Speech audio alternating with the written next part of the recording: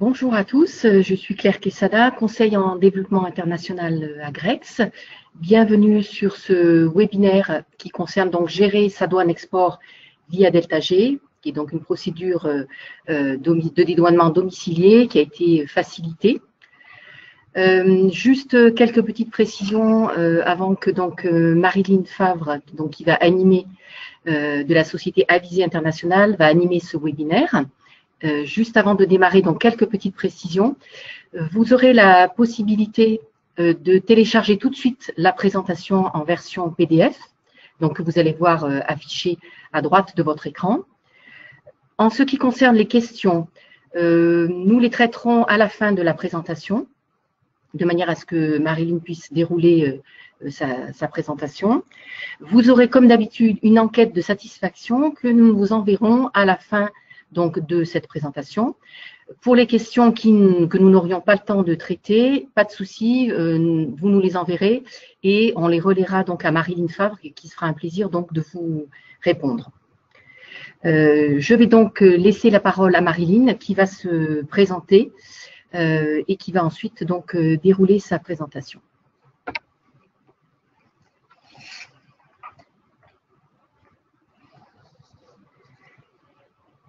Bonjour à tous, ravie d'être parmi vous aujourd'hui pour présenter cette téléprocédure de dédouanement Delta G proposée par la douane.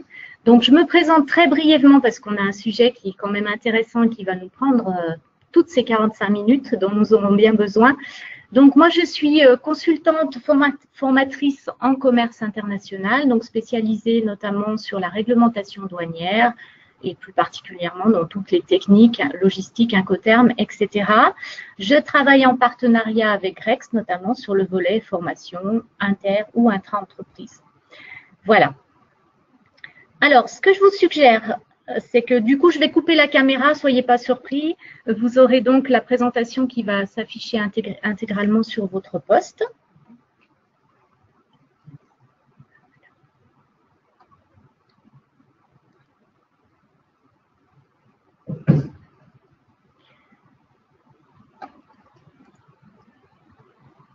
Alors, les objectifs de cette téléprocédure Delta, c'est de vous permettre de sécuriser votre dédouanement export. Comme vous le savez, lorsque vous gérez une exportation, vous avez un certain nombre d'éléments à transmettre à votre transitaire qui lui-même va donc les intégrer dans cet outil de dédouanement. Le fait de vouloir vous-même vous approprier cette méthode fait que vous allez, pour le coup, être complètement 100% maître des éléments que vous allez saisir dans les différentes rubriques de la déclaration en douane que vous connaissez bien sous le nom de document administratif unique, DAU. Donc, ça va vous permettre de savoir exactement comment les éléments ont été déclarés, si évidemment de les contrôler puisque c'est vous qui les amenez à l'intérieur de cette déclaration, et puis ça va également vous permettre d'avoir un suivi de cette déclaration puisque vous pourrez suivre dans le cas de cette téléprocédure l'état d'avancée de votre déclaration. Donc déjà, est-ce que vous aurez obtenu le feu vert de la douane? Une fois que vous avez obtenu le feu vert, vous pouvez également revenir sur votre logiciel pour vérifier si vous avez réellement eu le visa de sortie des marchandises. On reviendra sur ce point ultérieurement. Donc c'est un objectif qui est primordial effectivement puisque de plus en plus lorsque vous êtes contrôlé, on vous demande de rendre des comptes sur les éléments déclarés. Et bien, le fait de s'approprier cette méthode vous permet du coup d'être vraiment en amont et de pouvoir répondre plus facilement à la douane. Autre avantage de cette téléprocédure, mais qui à mon avis n'est pas quand même l'essentiel, c'est que vous allez économiser les frais d'externalisation de cette déclaration, c'est-à-dire ce que vous payez actuellement votre prestataire de transport, eh bien, ce sont des frais que vous n'avancerez plus. Par contre, attention, il ne faut pas négliger le fait que si vous dédouanez vous-même, vous passez du temps, vous déployez donc des moyens humains pour dédouaner. Donc, c'est vraiment à comparer entre le temps que vous passez à l'heure actuelle pour transmettre vos instructions et le temps que vous allez passer pour saisir vous-même. Donc, on ne peut pas dire que c'est une économie à 100% des frais d'externalisation, mais ça peut être aussi un des avantages de cette téléprocédure. Un autre avantage qui, à mon avis, est très important, c'est que si vous travaillez encore beaucoup avec l'Incoterm Xworks, dans ce cas-là, ou même FCA locaux du vendeur, vous êtes, si vous travaillez beaucoup avec l'Incoterm Xworks, ça veut dire que vous dépendez du transitaire du client qui va réaliser pour vous la déclaration en douane.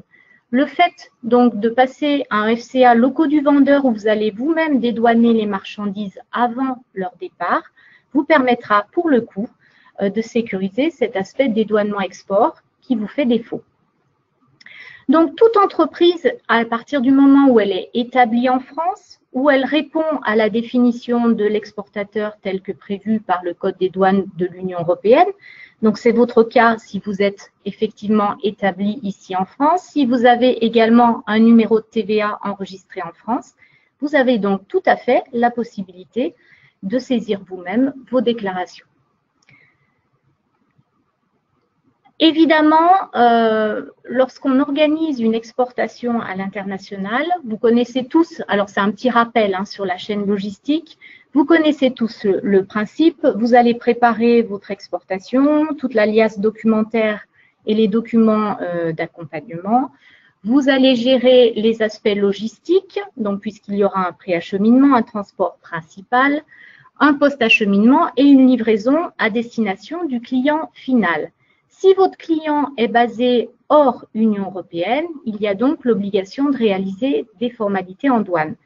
Comme vous le savez, en France, on a l'obligation, enfin plus globalement en Union européenne, on a l'obligation de dédouaner dans son propre pays, c'est-à-dire dans le pays où l'exportateur est établi, les marchandises avant qu'elles quitte le territoire. Donc, vous, en tant qu'entreprise française, vous devez enregistrer votre déclaration export en France. Lorsque ça arrive à l'étranger, on a également une douane import à gérer.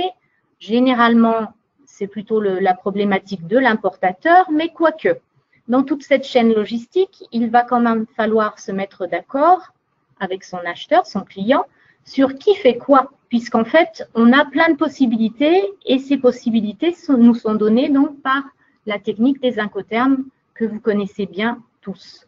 Alors, une des premières questions que je souhaiterais vous poser par le biais d'un petit sondage, c'est lorsque vous vendez Xworks pour les entreprises qui gèrent cet Incoterm,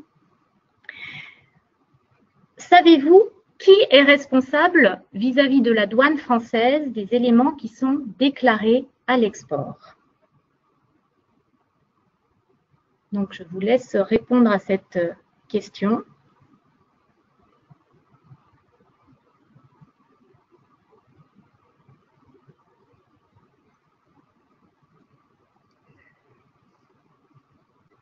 Alors, donc tout le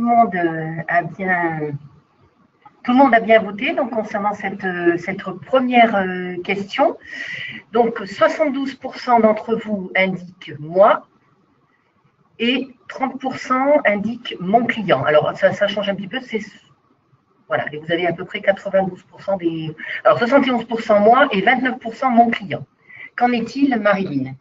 Alors, effectivement, vous avez 100% raison dans le sens où même si on laisse faire le transitaire du client, il n'empêche qu'en cas de contrôle douanier, l'entreprise qui est responsable du dédouanement à l'export, c'est bien celle qui figure en case 2 en tant qu'exportateur sur la déclaration en douane. Et ce qu'il se passe, c'est que dans la plupart des cas, les ventes Xworks sont ce que moi j'appellerais un faux Xworks, c'est-à-dire que c'est bien vous, entreprise expéditrice, qui allez être déclaré exportateur, même si vous laissez faire votre client qui a choisi un transitaire, etc. D'ailleurs, entre parenthèses, de plus en plus, vous devez avoir vos transitaires qui vous demandent de signer des mandats de représentation, y compris les transitaires des clients qui ont l'obligation, et ça a été renforcé dans le cadre du nouveau code des douanes de l'UE, qui doivent vraiment vous faire signer un mandat de représentation, puisqu'une déclaration en douane, c'est quand même un acte juridique. Donc, s'il vous représente, il faut que ce soit avec votre autorisation. Alors, cette téléprocédure Delta, ce n'est pas quelque chose de 100% nouveau, c'est-à-dire que la dématérialisation des procédures, elle s'est mise en marche en 2007 à peu près, Par contre, ce qui est nouveau à l'heure actuelle, c'est que on bénéficie vraiment d'un contexte réglementaire qui est plus favorable. Donc, avec le nouveau code des douanes de l'Union européenne, la domiciliation a été largement simplifiée. C'est-à-dire qu'une entreprise qui souhaite gérer elle-même son dédouanement a beaucoup plus de facilité à le faire qu'auparavant. Elle ne sera plus obligée de subir un audit préalable. Donc, l'autorisation est vraiment allégée. Donc, il faut contacter le pôle d'action économique de la douane dont vous dépendez pour leur faire part de votre intérêt à intégrer le dédouanement à domicile. Là, vu qu'on ne parle que du dédouanement export, aucun agrément des locaux n'est nécessaire. Donc, à contrario, à l'import, je ne vous dirai pas la même chose, mais là, pour le coup, on n'a pas d'agrément nécessaire. On a simplement à signer une convention Delta, d'utilisation Delta. Suite à cette convention, vous allez donc désigner qui dans votre entreprise sera amené à gérer ce dédouanement export. Donc au préalable, il faudra être enregistré comme opérateur ProDouane, ce que vous êtes peut-être déjà sur le téléportail ProDouane qui permet d'accéder à pas mal de procédures de la douane. C'est un accès qui est 100% gratuit, c'est-à-dire que si vous passez par le mode DTI, vous accédez au logiciel de dédouanement grâce à des identifiants de connexion et vous y accédez via Internet. Alors, les entreprises ont néanmoins la possibilité, si elles le souhaitent, de passer par un autre mode qui s'appelle le mode d'échange des données informatisées, c'est-à-dire qu'à ce moment-là, vous allez vous rapprocher d'un prestataire privé qui vend des logiciels spécifiques de dédouanement qui eux-mêmes sont raccordés au logiciel Delta de la douane et qui vous permettront de saisir votre dédouanement peut-être avec une version un petit peu plus ergonomique que ce que peut proposer la douane. Généralement, c'est une réflexion qu'on se fait dans un deuxième temps ou lorsque vraiment on a beaucoup de flux à déclarer, beaucoup de nomenclatures différentes et qu'on veut créer des passerelles, des interfaces avec le système interne de l'entreprise. Mais pour le démarrage, le mode DDI fonctionne tout à fait bien et a l'avantage du coup de vous permettre de tester les choses sur une version gratuite. On parle d'un dédouanement domicilié. Domicilié, ça veut dire quoi? Ça veut dire que finalement, dans le schéma que je vous ai montré au préalable, le stop douane ne va plus vous obliger à faire un détour. C'est-à-dire que lorsque la marchandise part de chez vous, elle est déjà dédouanée. Donc, c'est comme si vous intégriez un petit bureau de douane chez vous. Donc, ça va vous permettre de fluidifier tout ça. Donc, dès que vous avez saisi votre déclaration, vous attendez le feu vert de la douane, ce qu'on appelle un bon à enlever ou encore la main levée. Une fois que vous l'obtenez, le camion part avec un document qu'on appelle un document d'accompagnement. Donc, ça évite de faire des détournements, des contournements, des stops, et ça facilite grandement votre flux logistique. Alors, j'avais été en contact notamment avec des entreprises qui avaient essayé de passer du Xworks au FCA sans être domicilié. Souvent, ça pose quand même un certain nombre de problèmes. Si votre bureau de douane le plus proche n'est pas vraiment à proximité de votre entreprise, ça peut être compliqué. Là, pour le coup, eh bien, vous supprimez cet obstacle-là. Donc, ça peut être intéressant. Vous maîtrisez donc mieux le timing logistique de vos exportations. Alors, au niveau de l'exportation, vous savez qu'on a un volet sécurité-sûreté qui est important et qui a été déployé il y a déjà un certain nombre d'années, qui fait que lorsque le bureau, ce qu'on appelle le bureau d'exportation, c'est-à-dire celui qui va contrôler la déclaration d'exportation, n'est pas le même que le bureau de sortie effective de la marchandise. Par exemple, moi, je suis localisée à Grenoble, supposons, et j'exporte vers la Suisse. Si je suis en procédure domiciliée à Grenoble, mon bureau de déclaration est à Grenoble, alors que le bureau de sortie sera en frontière franco-suisse. Donc, on a bien deux bureaux différents. Le volet sécurité impose donc à ce que les éléments qui sont saisis au niveau de la déclaration d'exportation soient bien transmis au bureau de sortie pour qu'on puisse effectivement contrôler qu'il n'y a pas eu de détournement de marchandises et que ce qui était prévu en sortie sort définitivement du territoire de l'Union européenne. Donc, ce qui permet de suivre cela, c'est ce qu'on appelle un document d'accompagnement, EAD, qui dispose d'un numéro MRN, numéro de référence maître, qui va permettre de suivre en fait le flux et de constater la sortie effective des marchandises. Ce numéro MRN, vous en avez sûrement entendu parler puisqu'il va permettre d'activer aussi le volet fiscal de CS, c'est-à-dire qu'à partir du moment où la marchandise est visée en douane de sortie, à ce moment-là, votre déclaration va comporter une mention spéciale qui va permettre, en cas de contrôle fiscal, de prouver que réellement les marchandises ont quitté le territoire fiscal français. Donc, c'est le sésame que vous devez obtenir pour éviter un redressement à la TVA. Donc, je vous ai mis là des exemples de mentions que vous retrouvez sur vos déclarations, sur votre fameux DAU. Donc, soit on la retrouve tout au sommet du DAU, soit tout au fond. Mais il faut vraiment veiller à ce que vous ayez la mention sortie ou sort en abrégé, puisque c'est ce qui est exigé en cas de contrôle fiscal. Donc, mention très importante qu'il vous faut absolument pister. Du coup, si vous intégrez le dédouanement en interne, vous allez avoir votre déclaration d'exportation qui sera déposée dans votre entreprise, le camion qui va partir sous couvert de ce document d'accompagnement qu'on appelle un EAD, et ce fameux flash de sortie que vous verrez à la frontière de sortie de France. Sur votre système électronique, vous arriverez donc à voir cette mention beaucoup plus facilement en direct sur le système Delta. Voilà, donc ça c'est un point très important qui vous est donc facilité par cette téléprocédure Delta. Alors avant qu'on aille sur le logiciel, puisque l'objectif c'est que je vous montre effectivement comment fonctionne ce logiciel, quelques petites informations préalables qu'il convient de souligner. Pour pouvoir gérer un dédouanement à l'export, il faut au préalable regrouper un certain nombre d'informations logistiques et documentaires. Alors, si on regarde le volet logistique, il faut que vous sachiez exactement par où vont sortir les marchandises. C'est-à-dire qu'il faut que vous obteniez de votre transitaire ou du transitaire du client ou du client directement en fonction de l'incoterm que vous avez choisi. Il faut que vous sachiez quelle est l'identité du moyen de transport au départ qui va prendre en charge votre marchandise. Quel sera le mode de transport principal? Est-ce qu'il y a une spécificité au niveau du circuit logistique pour éventuellement identifier si votre autorisation actuelle vous permet ou pas de gérer l'exportation? Il faudra identifier ce fameux bureau de sortie, comme je vous le disais. Donc, des flux documentaires également à recouper pour pouvoir avoir toutes les informations au moment de la saisie.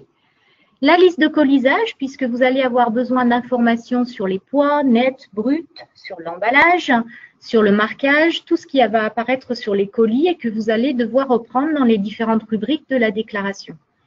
Vous devez évidemment être en possession de votre facture commerciale, puisque vous aurez besoin évidemment d'identifier le destinataire, la valeur, l'incoterm choisi, etc. Si vous exportez à destination d'un client qui peut bénéficier d'une préférence tarifaire liée à l'origine, je pense notamment à l'origine préférentielle, dans ce cas-là, il faut également avoir l'information puisque vous allez devoir noter une mention particulière sur votre déclaration en douane. Idem, si vous travaillez avec la Turquie, vous aurez un ATR à signaler sur votre déclaration en douane. Donc, il faut bien anticiper aussi toutes les spécificités liées au pays.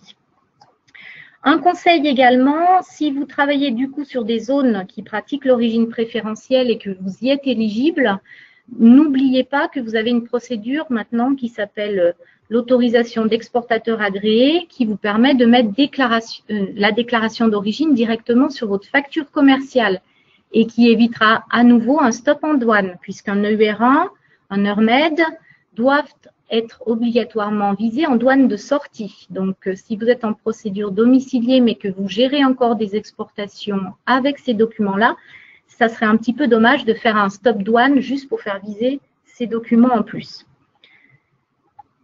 Alors, on va prendre un exemple. On va exporter des valises trottinettes d'origine préférentielle UE. Elles ont été fabriquées en France, ces valises. On les exporte auprès d'un client qui est marocain, basé à Casablanca. On a un prix ex-works de la trottinette qui est de 200 € pièce. On en exporte 2000 et on va passer par un transport maritime avec un bureau de sortie qui est situé à Marseille. Alors, le bureau de déclaration est à Chambéry, tout simplement parce que moi-même étant domiciliée du coup en Savoie, je suis au niveau du logiciel de démonstration Delta rattaché au bureau de dédouanement de déclaration de Chambéry. La valeur facturée FCA Port de Marseille est donc de 400 300 €. Alors, allons-y. Une fois que vous aurez obtenu vos identifiants, vous allez vous connecter à une plateforme qui ressemble à celle-ci, enfin qui sera exactement d'ailleurs celle-ci. Celle-ci, c'est la plateforme test, donc c'est des copies d'écran que vous avez sous les yeux. Donc, vous allez devoir identifier votre mode de représentation. Que veut dire le mode de représentation? C'est simplement que lorsque vous dédouanez pour vous-même, vous allez sélectionner le mode compte propre. Si moi j'étais représentant en douane enregistrée, je pourrais peut-être sélectionner un autre mode, représentation directe ou indirecte. Vous êtes une entreprise qui domicilie ces procédures, dans ce cas-là, vous êtes en compte propre.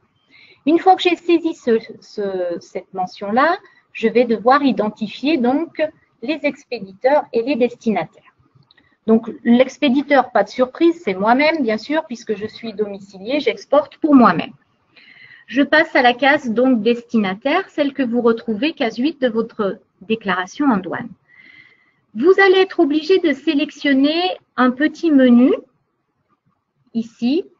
Vous allez sélectionner le code étranger. Pourquoi? Parce que déjà, votre destinataire étant dans un pays tiers, il n'a pas de numéro EORI, donc je ne peux pas sélectionner EORI.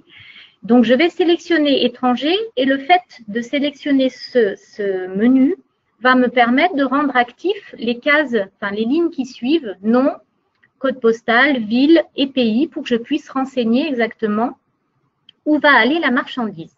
Le code pays, c'est le code ISO. Chaque fois que vous voyez une petite loupe sur le côté, ça veut dire que vous avez un menu déroulant. Si je ne savais pas que Maroc, le code, c'est le MA, j'active ma loupe, je recherche mon pays et je trouverai sans souci le code que je dois renseigner. Pour information, la case destinataire n'est pas obligatoire à l'exportation dans une déclaration en douane.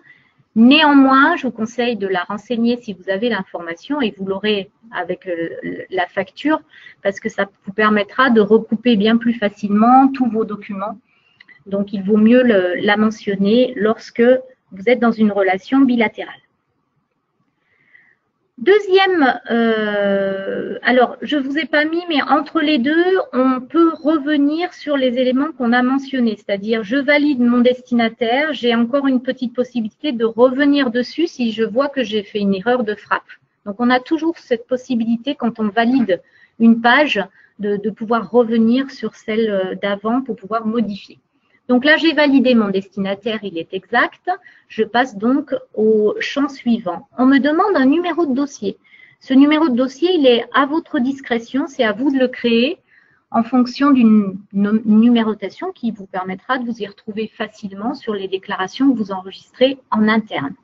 Ce numéro est obligatoire, donc il faut obligatoirement en créer un. Il va apparaître en case 7 de la déclaration en douane, donc le document administratif unique.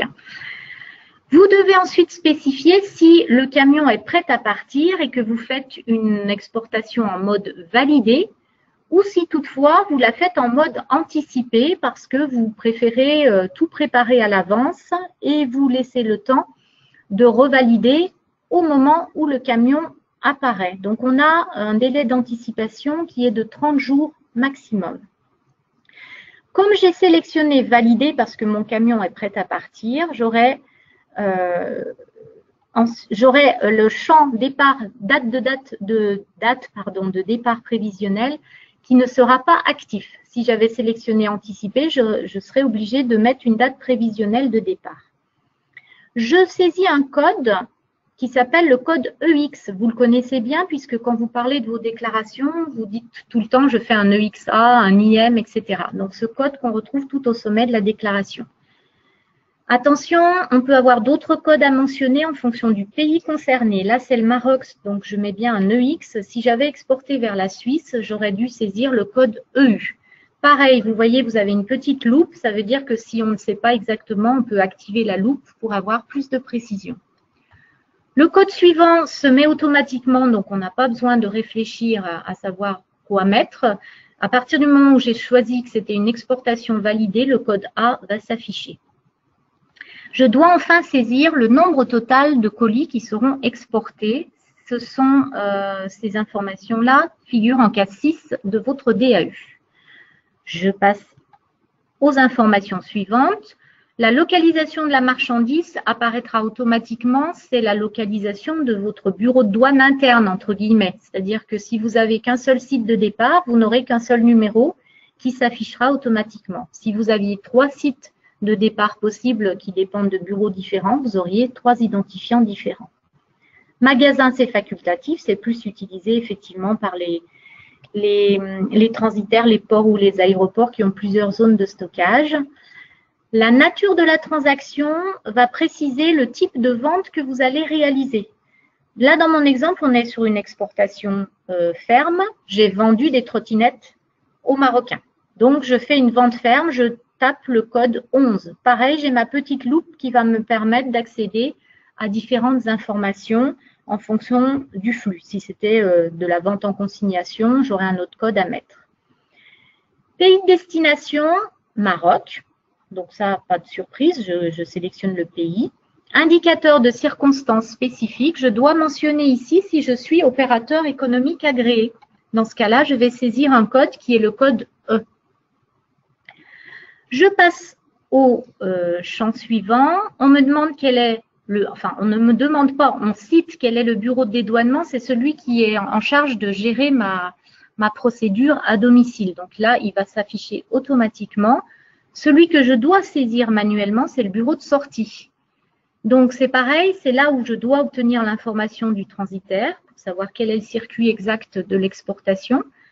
Je vais retrouver grâce à la petite loupe le numéro exact qui correspond au bureau de sortie. Là, en l'occurrence, j'avais choisi le bureau de Marseille. Unité de visite, c'est un champ facultatif. Pareil, si on veut vraiment identifier une localisation précise pour les gros points de sortie, donc facultatif. Ensuite, vous avez des informations à fournir sur les conditions de livraison. Donc, l'incoterme qui figure sur votre facture commerciale. Là, en l'occurrence, mon choix, c'était un FCA. Donc, je marque l'incoterme. Dans les conditions de livraison, on me demande la ville, enfin, oui, souvent c'est une ville qui est collée donc à l'incoterme. Attention, il s'agit bien du transfert des frais, c'est-à-dire celui que vous voyez collé à votre incoterme. Je fais un FCA Marseille, je fais un CPT Casablanca ou un DAT Casablanca. D'accord? Donc, je colle le lieu qui est convenu derrière mon incoterme. Ça n'a rien à voir avec le transfert des risques. Et le champ qu'on vous demande juste après, c'est un code en fait. Là, vu que ma ville est en France, le code à mentionner, c'est 1. Si j'avais mis un FCH Stuttgart, j'aurais mis un code 2 pour les villes en Union européenne. Et si j'étais allé jusqu'à un CPT Casablanca, j'aurais mis le code 3 pour une destination hors Union européenne. Donc, pareil, toujours le système de loupe qui permet d'aller chercher des informations lorsqu'on n'a pas tout en tête. Donc, ça, vous le retrouvez case 20 de votre déclaration en douane.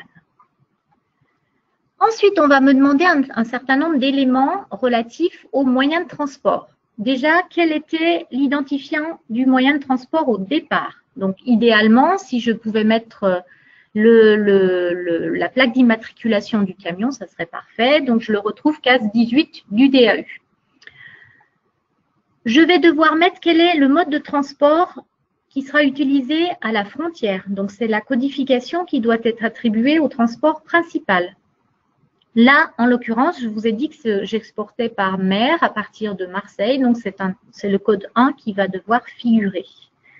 Je précise s'il s'agit d'un transport en container. Alors, attention, quand on parle de container au point de départ, au lieu de dédouanement export. Moi, en l'occurrence, je n'ai pas fait partir un container complet. Même si après, il y aura du groupage au port et qu'il y aura sûrement un container, peu importe, là je dois saisir non. C'est le moment où je déclare qui compte.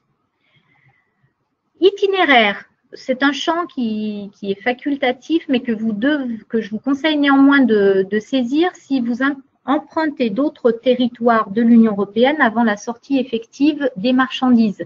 Donc là, en l'occurrence, moi, le trajet fait Chambéry-Marseille, je n'ai rien à mentionner dans cette case. Ensuite, on me demande quelle était la nationalité du moyen de transport qui franchit la frontière, donc en l'occurrence la compagnie maritime. Je dois également préciser quel a été le mode de transport intérieur. C'est du routier, donc je prends le code 3. Et la case qui concerne les frais de transport n'est pas obligatoire, vous n'avez pas à la saisir. Une fois que j'ai fait ça, j'ai renseigné tout ce qu'on appelle le segment général, c'est-à-dire la première partie de votre déclaration en douane. Néanmoins, pour valider une déclaration, évidemment, il faut avoir une marchandise à déclarer. Donc, on va être obligé d'ajouter au minimum un article. Pour la douane, un article, c'est un code douanier. Donc, vous cliquez sur l'icône « Ajouter » qui se trouve donc tout à droite de l'écran. Et on aura donc une nouvelle page qui va s'afficher, qui va nous demander des informations complémentaires. Donc, on raisonne par code douanier. Donc, ce qui veut dire également que dans les informations à collecter sur les documents pour pouvoir saisir la déclaration, s'il y a plusieurs codes, il va bien falloir identifier tout ce qui est colisage, etc., pour pouvoir répertorier les choses correctement. Je saisis ma déclaration grâce au segment article. Le régime sollicité, là, on va me demander dans quel cadre j'exporte cette marchandise. Si c'est une exportation définitive pour une vente, je vais mentionner le code 10. Je n'aurai pas de régime précédent à renseigner, donc je vais mettre le code 00. Et je n'ai pas de code complémentaire communautaire, donc je saisis encore des zéros. C'est ce que vous retrouvez du coup sur votre case 37 de la déclaration en douane. Donc une vente définitive sans que la marchandise ne soit prévue en retour est déclarée effectivement sous le régime 10.00. Alors, je voulais vous poser la question suivante. Le code douanier qui figure sur la déclaration en douane export comporte-t-il pour vous 8 chiffres, 10 chiffres ou est-ce que vous ne savez pas? Alors, je vous laisse répondre.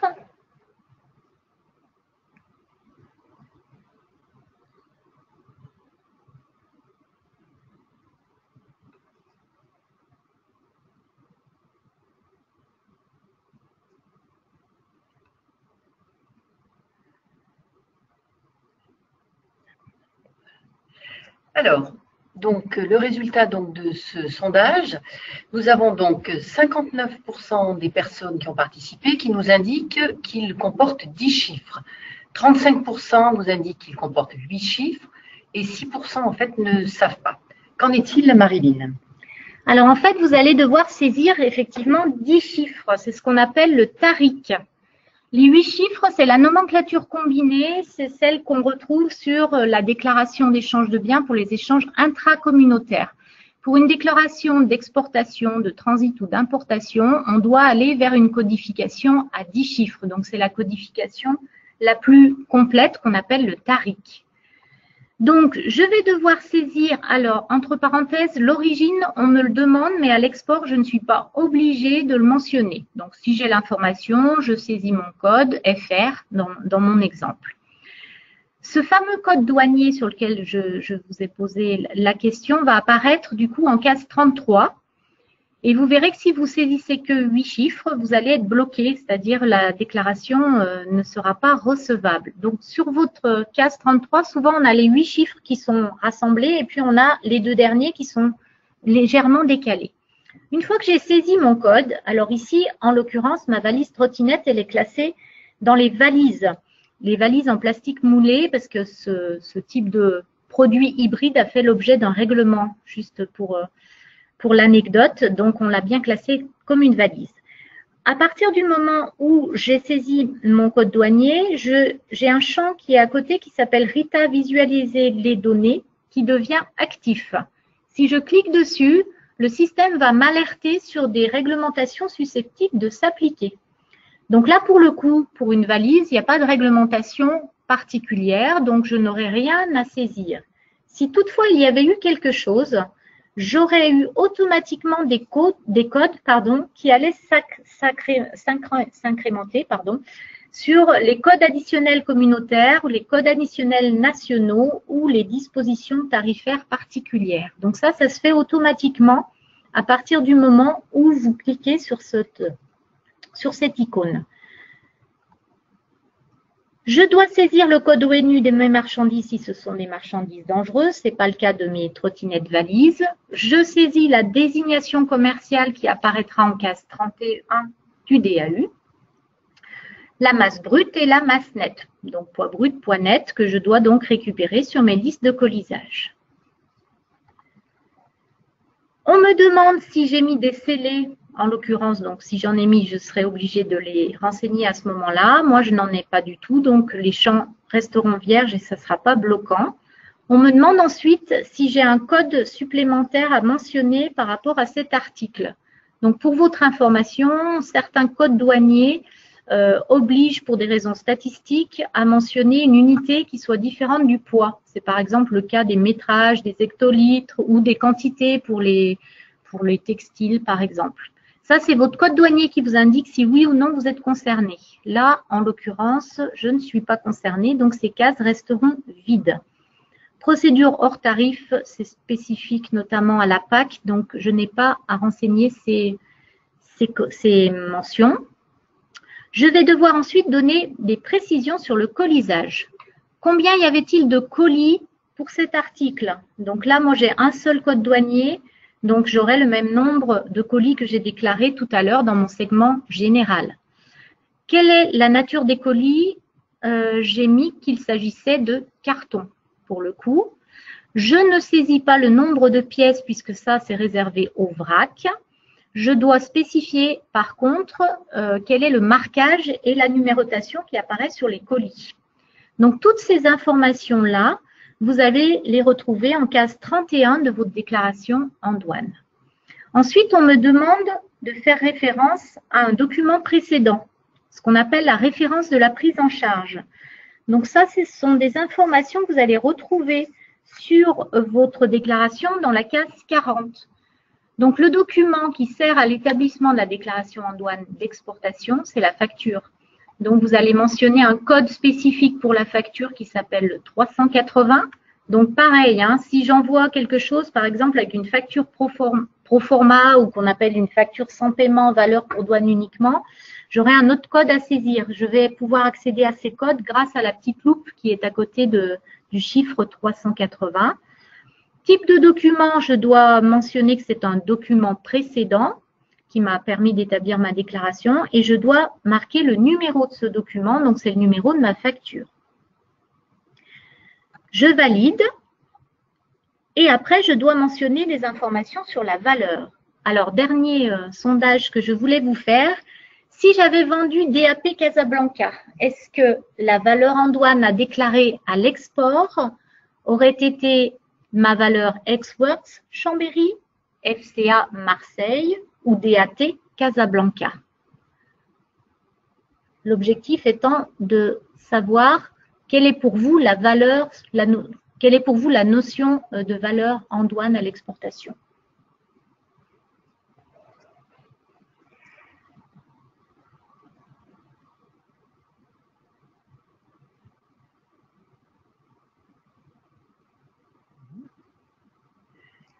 Alors, je vois qu'il y a encore des personnes qui répondent. Alors, le résultat donc, de ce sondage, donc, nous avons 7% des personnes qui ont indiqué Ex-Works Chambéry, 69% FCA Marseille et enfin 24% DAT Casablanca. Quelle est la réponse, Marie-Lynne? Alors, la réponse était effectivement FCA Marseille, puisqu'en fait, la valeur en douane à l'exportation, c'est bien la valeur de votre marchandise transportée et assurée jusqu'au point de sortie convenu. Là, en l'occurrence, le point de sortie est en Marseille. Je vais donc valoriser ma valeur en douane au point de sortie qui est le port de Marseille. Donc, sur la déclaration en douane, il y a plusieurs cases qui concernent les valeurs. La première, c'est la valeur facturée de l'article. Donc, ça, c'est vraiment la valeur de votre facture, donc conforme à l'incoterme que vous avez choisi. Vous devez spécifier si vous avez facturé en devises ou en euros, grâce à la petite loupe. Et là, vous devez spécifier la valeur en douane. Donc là, dans mon exemple, j'étais bien sur une vente FCA. Donc là, les deux valeurs sont équivalentes. Mais si effectivement j'avais décidé de vendre DAT, ma valeur en douane aurait été inférieure à la valeur déclarée en case 42 par rapport à mon article. Donc, point de vigilance, à ce niveau-là, c'est normal que vous ayez parfois des valeurs différentes sur ces différentes cases. Je dois ensuite saisir d'où part la marchandise. Donc là, c'est mon code département, Savoie. Méthode d'évaluation, je n'en ai pas besoin, ni même les frais de transport, méthode de paiement, on n'en a pas besoin à l'export. Donc, j'ai presque fini ma saisie. Il me manque maintenant des informations complémentaires qui vont figurer en case 44.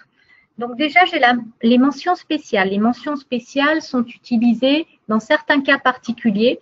Par exemple, j'ai été obligée d'utiliser une procédure de secours version papier parce que le système Delta n'était pas disponible.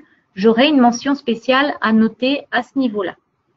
Donc l'objectif serait de lister les mentions qui sont susceptibles de s'appliquer à vos types de flux. À l'export, il n'y en a pas tant que ça. Ensuite, je dois saisir des documents. Dans les documents, on retrouve tout ce qui a servi à l'établissement de la déclaration en douane. Donc, la facture va être renseignée, toujours avec des codes particuliers qu'on va chercher grâce à la loupe, son numéro, sa date. Je vais mentionner généralement le document relatif à l'origine. Donc là, en l'occurrence, c'était une déclaration d'origine directement sur ma facture. Donc, je vais reprendre les mêmes numéros de facture et la même date. Si j'avais eu un EUR1, ça aurait été un autre code.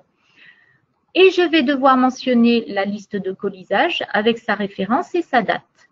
Nouveauté à partir de demain, vous allez devoir aussi renseigner pour tout type d'exportation le code 1005 avec votre numéro de TVA français. Et alors par défaut, la date étant tout le temps demandée, vous allez mettre la date de la déclaration. Donc ça, c'est une nouveauté à partir du 1er février. Puisqu'en fait, en France, pour pouvoir être déclaré exportateur au sens fiscal du terme, vous devez avoir un identifiant à la TVA en France. Voilà, procédure D48, on ne l'utilise que si on n'est pas à même de fournir un document au moment de la déclaration. Donc, par défaut, le petit icône coché est non. Voilà, donc on a fini de saisir notre déclaration. On va valider. On voit à nouveau donc l'article qui s'affiche. Et si on avait plus d'un code douanier à renseigner, c'est là qu'on irait sélectionner le petit bouton « Ajouter » pour ajouter une nouvelle nomenclature et reprendre à nouveau les éléments spécifiques liés à ce produit en particulier. Petit rappel aussi, vous avez dorénavant l'obligation de mentionner si votre trottinette valise a fait l'objet d'un RTC ou d'un RCO. Donc ça, c'est pareil, on le retrouve dans la slide précédente, dans la fameuse case 44, avec des codes spéciaux à mentionner. Une fois que j'ai fini, j'enregistre ma déclaration. Lorsque je l'enregistre, j'ai un récapitulatif. Alors là, c'est un résumé que je vous ai mis, mais vous avez vraiment une feuille comme ça, complète de la déclaration qui apparaît à l'écran, que vous allez pouvoir relire tranquillement pour vérifier que vous n'avez pas fait d'erreur. Une fois que vous êtes 100% sûr que tout a été renseigné correctement, plusieurs choix possibles. Vous vous rendez compte d'une erreur énorme ou alors finalement on vous dit que le camion ne viendra pas avant très très longtemps, donc vous abandonnez votre déclaration. La douane n'aura jamais vu ce que vous avez fait. Vous pouvez cliquer sur « Corriger » pour aller corriger une erreur de saisie que vous auriez repérée. Ou alors, vous cliquez sur « Confirmer » et là, l'information dans le système Delta va directement aller au bureau de douane concerné qui va devoir vous donner soit la main levée, soit venir contrôler la marchandise. Donc, dans la plupart des cas, c'est une main levée que vous aurez et vous aurez donc le fameux système BAE. Après, il faut donc suivre votre déclaration, c'est-à-dire qu'elle passe en stade BAE, le camion peut sortir. il ne peut sortir que si vous lui confiez néanmoins un document qui s'appelle le document d'accompagnement export. Une fois qu'il est parti, s'il passe en frontière, donc là au port de Marseille, j'aurai ensuite ma déclaration qui va passer dans un autre stade. Tant qu'il est dans le trajet, on a le ECS en cours de sortie et au moment où il fera viser son MRN, donc au port de Marseille, le système me mettra ECS sortie et l'exportation sera donc réalisée.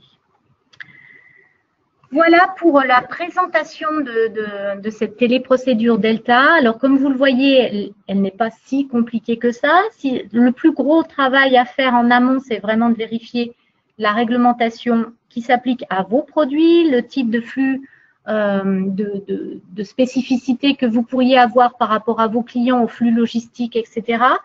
Il faut quand même rester toujours en veille sur tout ce qui pourrait bouger, les mentions que vous êtes amenés à rajouter.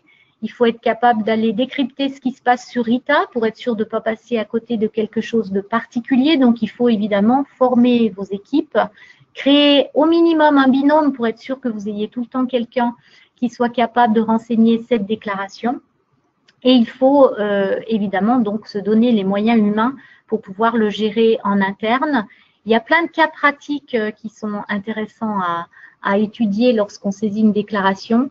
Donc, il faut effectivement déployer les moyens nécessaires pour le faire. Le gros avantage, comme on vous le disait en introduction, c'est que vous devenez un interlocuteur averti face à la douane, puisque vous maîtrisez votre dédouanement. Très bien, merci beaucoup Marilyn pour cette présentation.